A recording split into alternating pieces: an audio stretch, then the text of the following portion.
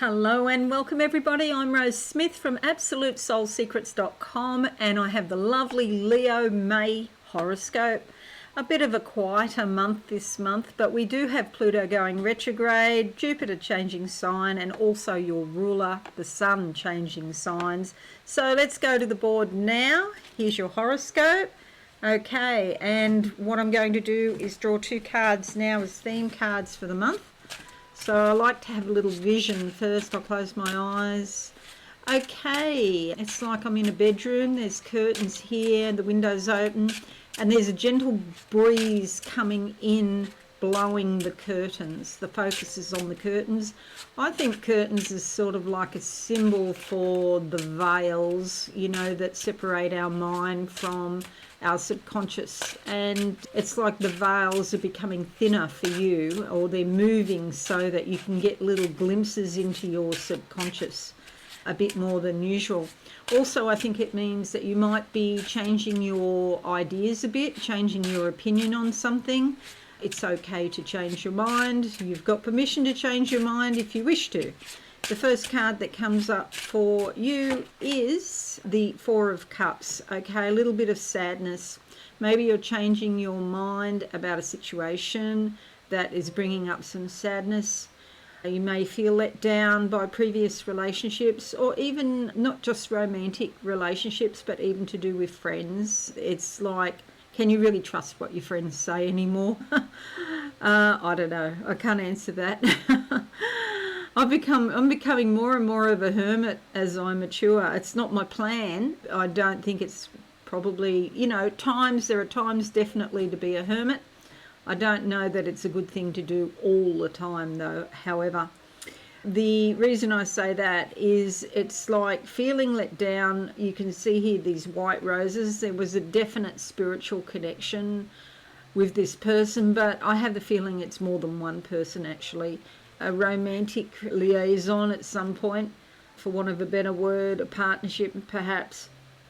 It's like your mind might be going over and over the past. However, there are some new things on the horizon, and I don't know if you can see on your screen there, but there's a lot of butterflies around her head. So new energies coming in. It's like you're going to feel this last little bit of despondency or sadness before these new energies come in, and Spirit is offering you a cup of new energy. Do you want to stay stuck in the past, or do you want to move on to something new? Okay, something for you to think about. Nobody can tell you what to do, of course, but there's something on offer for you coming up. Do you want to take it, basically? Let go of the sadness and despondency. Second half of the month, what do I see for you, lovely Leo? A lot of candles that are lit here. This is like hopes and dreams, light a candle for someone, a particular person maybe, maybe not. Just maybe hoping that love will come again someday. Okay, it may well do. But there are lots of different types of love, so maybe be specific about the type of love that you want. Okay, the card that comes up for you is the Four of Pentacles. It's very interesting that I'm talking about love and this card comes up. The love of money is the root of all evil. I think it comes from a verse in the Bible. I just can't recall what that might be at the moment, but I think it does. Let me know in the comments if you know what I'm talking about. Look, money's a necessary thing, and if you're going to be sad, it's better to be rich and sad than poor and sad, is my opinion on that. But it's better to be happy. You can't be being happy, and that's much better, than anything else, much better than money.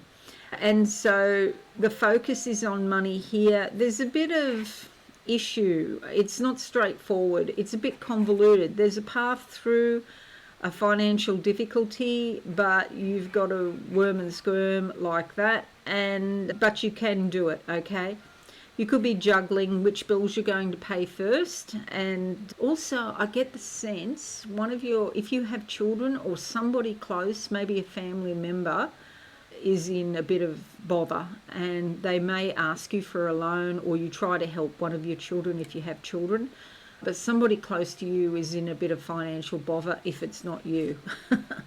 Okay, this brings up fears.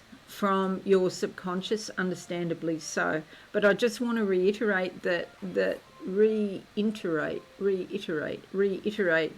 there is a path through this. It's a bit convoluted and windy, but you can do it, okay? So try not to worry too much about finances, okay? It's not for many people, for many Leos, it's not dire at all. Alrighty, let's make this a bit bigger. And where are we? Zoom. Okay, so you can see more easily what is going on. All right, there's a small talent triangle to begin the month. Your North Node, Saturn and the Moon. This is literally on the first day of May only, because the Moon travels very fast. It's only in each house for 2.5 to 3.5 days. And this is very much affecting shared resources, okay? We're back to this card here. So this could be money, investments, taxes, superannuation. It's something that you share with somebody else, and it's being restricted at the moment, okay? Saturn will be here probably about another 18 months. I haven't checked the date, to be quite honest. I'm just going off the top of my head. It spends about 2.5 years in each sign. So Saturn in Pisces is not very comfortable. So this thing that you're sharing with somebody else, it may feel a bit awkward. And it's probably for another 18 months, and then Saturn will move and things will be, resolved. Could be 2 years, 18 months to 2 years, something like that.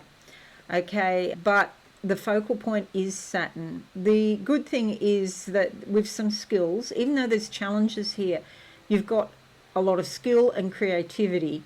And so the energy from the Moon and also from Mercury in Aries here, being focused down on this issue on the first day of the month, I would really seriously counsel you to write down any brilliant flashes that you have.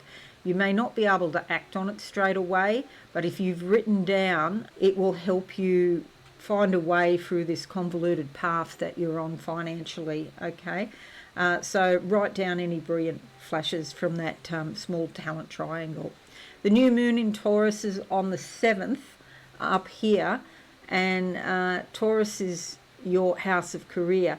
Normally it's sort of more up here, but there's so much happening around you at the moment in terms of overseas travel, spirituality. It's like a huge party going on there. So this should be there, but there's not enough space basically. And so the new moon here is going to bring new beginnings in your career. Something could change for the better, something innovative, because it's Uranus here. It can bring a lot of innovative change around your career. And also working online, if you're doing any online work, social media, just be careful you don't share too much of your life and make your life too public. Because once it's on the internet, you can never get it back. It's gone. It's like a bushfire, that starts. So new beginnings. And Spirit, like I was saying, Spirit is handing you a new cup of energy around something that may have been sad in the past, okay, and a new beginning starts. The full moon is in Sagittarius on the 23rd of the 5th here in your house of creativity.